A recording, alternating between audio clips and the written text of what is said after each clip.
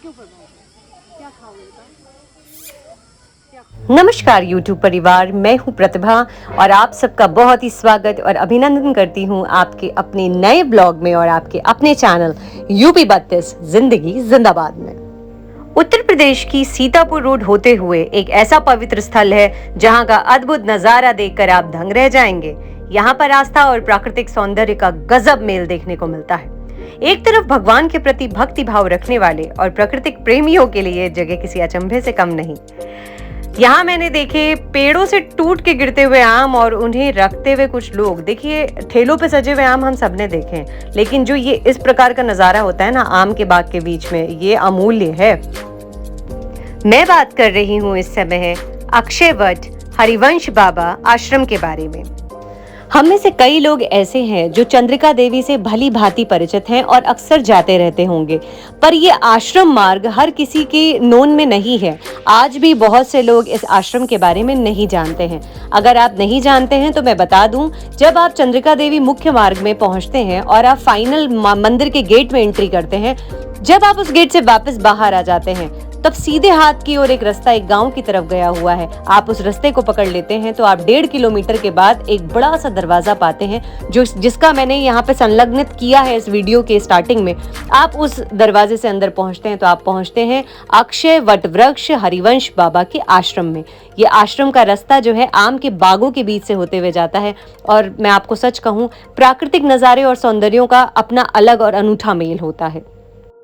मंदिर परिसर में बाहर ही आपको पेड़ के सामने पूजा की कई दुकानें दिखती हैं। यहाँ से आप देखना शुरू कर सकते हैं कि ये पेड़ कितना विशाल है। कई जगह मैंने एकांत का जिक्र किया है, लेकिन आप बिल्कुल परेशान नहीं होइए कि ये जगह ऐसा कुछ नहीं है, ये एकदम सेफ है। आप अपने परिवार के साथ जा सकते हैं। ये वट वृक्ष जो कि 2.5 एकड़ की जमीन पर फैला हुआ है, इस वृक्ष की परिक्रमा करने पर ऐसा एहसास होता है मानो किसी किले के स्तंभों को पार कर रहे हों। 2.5 एकड़ की जमीन को घेरे हुए ये सिर्फ एक विशाल वृक्ष है, जो कि इतना विशाल है कि अपनी शाखाओं में विभाजित होकर के भी इसका मुख्य तना अलग नहीं होता। जो इसे पहली बार देखता है उसे विश्वास ही नहीं होगा कि ऐसा भी कोई पेड़ हो सकता है। यहाँ पर जमीन को छूती हुई पवित्र जो वट वृक्ष है, उसकी लटें जो कि धरती में समाकर फिर से वृक्ष का रूप ले चुकी हैं।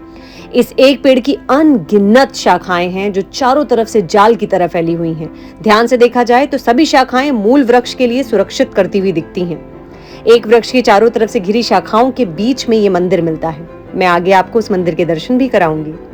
मैं कल्पना और साक्ष्य के बीच में बस खड़ी हुई इस वट वृक्ष को निहार रही थी और देख रही थी कि सिरा कहाँ है, पूंछ कहाँ है, तना कहाँ है, जड़ कहाँ है।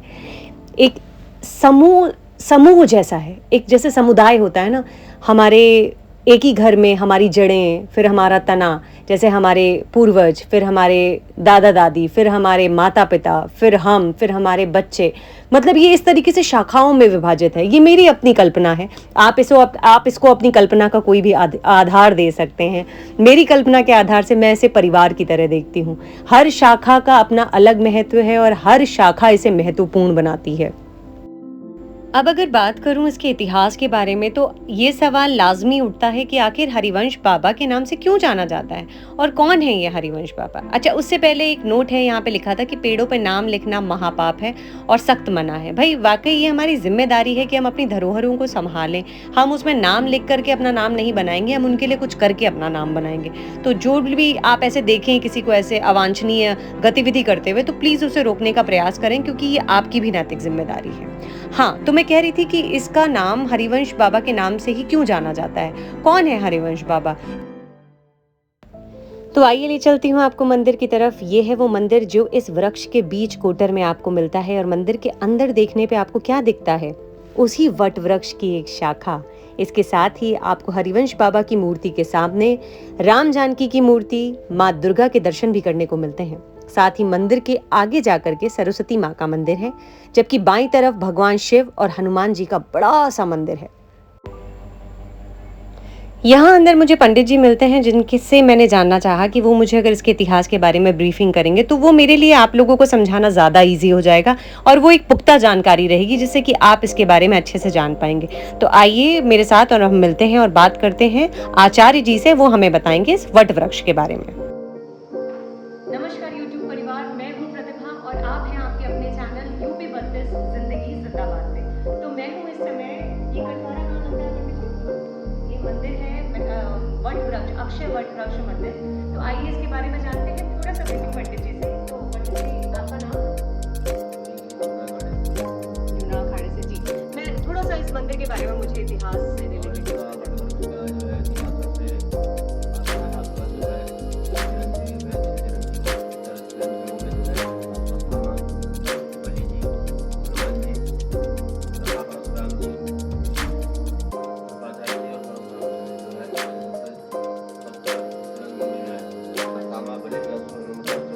यहाँ पे एक थोड़ी सी समस्या थी कि हमारे पास इस समय माइक नहीं था, जिसके कारण पंडित जी की जो आवाज़ है वो हमें बहुत क्लियर नहीं आई। तो मैं आपको इस पे वॉइस ओवर करके समझा रही हूँ। आगे आने वाले व्लॉग्स में मैं कोशिश करूँगी कि इस समस्या का मैं समाधान करूँ और आप लोगों तक एग्जैक्टली उन्हीं की आवाज़ में ये बातें पहुँचे जो कि उन्होंने मुझे बताई है। अच्छा, तो मैं अभी मुद्दे की बात पे आती हूँ। उन्होंने मुझे ये बताया कि ऐसा बताया जाता है कि अक्षय वट वृक्ष जो है वो करीबन 300 साल पुराना है। इस मंदिर के बारे में जो पुजारी हैं वो ये भी बताते हैं कि एक जो बच्चा था, वो किशोर था, वो पड़ोस के मांझी गांव से था। तो बाल्यावस्था में सिर से माता पिता का साया उठ गया, जो यहाँ तपस्या में लीन हो गया। यहाँ पर वन जीवों की खोज में शिकारी आते जाते रहते थे। जैसा कि ये आप देख रहे हैं आम का बाग है, तब और भी जंगल होगा और भी पेड़ पौधे होंगे। तभी किसी एक दिन किसी शिकारी ने जो तीर चलाया वो धोखे से तपस्वी हरिवंश को जा लगा, जिसके बाद से तपस्थली का नाम पे उनकी समाधि बनाई गई। फिर इस समाधि स्थल के नजदीक ही अक्षय वट वृक्ष अपने आप उत्पन्न हो गया, जो कि बहुत ही विशाल आकार में हो गया। यहाँ पर आने पर आपको ग्रीन टनल भी घूमने को मिलेगी। ग्रीन टनल वही परिक्रमा वाली सुरंग है जिसके बारे में मैं आपको पहले बता रही थी।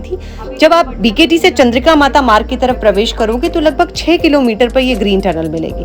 प्रकृति के इस अनोखे रूप को देखकर मन प्रसन्न हो जाता है। आइए अब मैं दिखाती हूँ आपको इसका परिक्रमा मार्ग।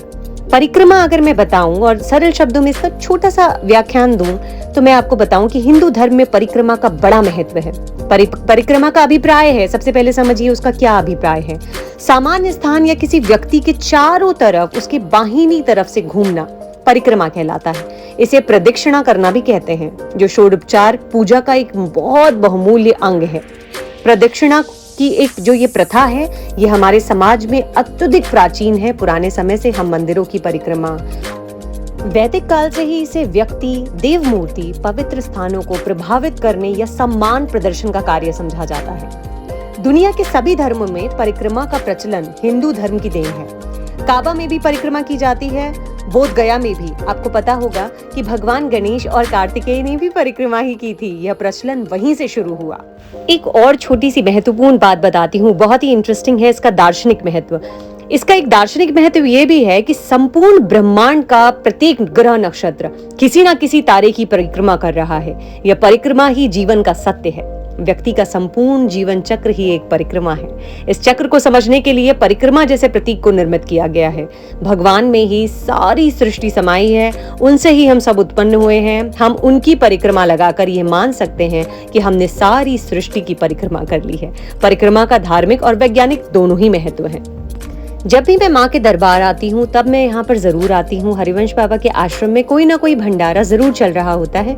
जब आज हम यहाँ पहुंचे तो यहाँ पे आलू और कद्दू की सब्जी बन रही थी। जब मैंने उसका विशेष कारण पूछा कि आज किस बात का भंडारा है, तो उन्होंने मुझे बताया कि आज निर्जला एकादशी का भंडारा है। मैं सच बताऊँ ना, वो हरा हरा कद्दू देख के मुझे इतनी लालच आ रही थी, लेकिन समय का अभाव था, मुझे बहुत सारी चीजें कवर करनी थी। मैंने हाथ जोड़े और जो प्रसाद मुझे वहां से मिला मैंने उसे ग्रहण किया। लेकिन एक ना एक दिन मैं यहाँ पे ऐसे टाइम पे जरूर पहुंचूंगी जब मैं यहाँ भंडारा खा के भी जाऊंगी और उस पे ब्लॉग बना करके आप लोगों को भी उस भंडारे का स्वाद जरूर दिलाऊंगी। जैसा कि मैंने आपको बताया कि जब आश्रम में की रास्ते में आप प्रवेश करते हैं तो आपको मिलते हैं ढेर सारे आम के पेड़। ये आम के पेड़ों से इस तरीके से घिरा हुआ है, या यूं कह सकते हैं कि आम के बाग में ही है। इससे इसकी प्राकृतिक सुंदरता और बढ़ जाती है। इनसे मिलिए, ये मुझे मिल गए वहां पर और बहुत प्यार से आए मेरे पास कि मुझे प्यार कीजिए। और भाई, इनको प्यार करने से कौन रोक सकता है खुद को, ये इतने प्यारे होते हैं। सिर्फ आपका प्यार भरा 2 शब्द और कुछ भी आप इन्हें खिला देते हो, उससे इनकी भूख नहीं मिटेगी, लेकिन कम से कम उन्हें ये एहसास होता है कि yes, we also are lovable persons, we also are lovable creatures. मैंने जब यहाँ पे एंट्री करी थी तो मुझे वहाँ पे बंधा हुआ एक ऊंट दिखा। अच्छा, मैं आपको बता दूं कि आज से पहले मैंने ऊँट से कभी दोस्ती नहीं करी है। मैंने कभी ऐसा ट्राई भी नहीं करा, क्योंकि जब भी मुझे ये दिखे, ये मुझे सार्वजनिक स्थानों पे दिखे, तो सार्वजनिक स्थानों पे ये बहुत सारे लोगों से घिरे रहते हैं, क्योंकि इनको सजा करके इनके ऊपर बैठ करके घूमने की एक पद्धति बनाई गई है और कई लोग इससे अपनी दिनचर्या, दैनिक दिनचर्या चलाते हैं। तो मैंने कभी ये ट्राई नहीं किया है। आज मैं आप लोगों के सामने बस ये ट्राई करना चाह रही थी, क्या ये जो मन की भाषा है वो ऊँट तक भी पहुंच रही है। वैसे तो मन की भाषा ईश्वर कहते हैं सब तक पहुंचती है, प्रेम की भाषा ईश्वर कहते हैं सब तक पहुंचती है। तो मैंने सोचा क्यों ना आज इसे ट्राई करके मैं देखूं, क्योंकि मैं वाकई उससे प्यार करना चाहती थी, लेकिन मुझे नहीं पता था कि उससे दोस्ती कैसे की जाए। तो वहाँ काफ़ी लोग थे जो दर्शन के लिए आए हुए थे, दर्शन कर रहे थे। मैंने दर्शन के बाद अपना थोड़ा सा जो समय दिया वो बाहर के जो बगीचे में है वो टहलने में दिया। तो मेरा अभी यहाँ पे ये एक्सपेरिमेंट है, अब आप लोगों के सामने है कि क्या हुआ आगे, उसने मुझसे दोस्ती की या नहीं की। मैंने उसको बहुत प्यार से अपनी तरफ बुलाने की कोशिश करी, क्योंकि मुझे भी डर लग रहा था कि वो कैसे रिएक्ट करेगा। असल में वो डर सकते हैं, पर जैसे मैंने उसको हाथ किया ना, उसने मुझे भी यकीन करके मेरे हाथ पे अपना मुंह रखा।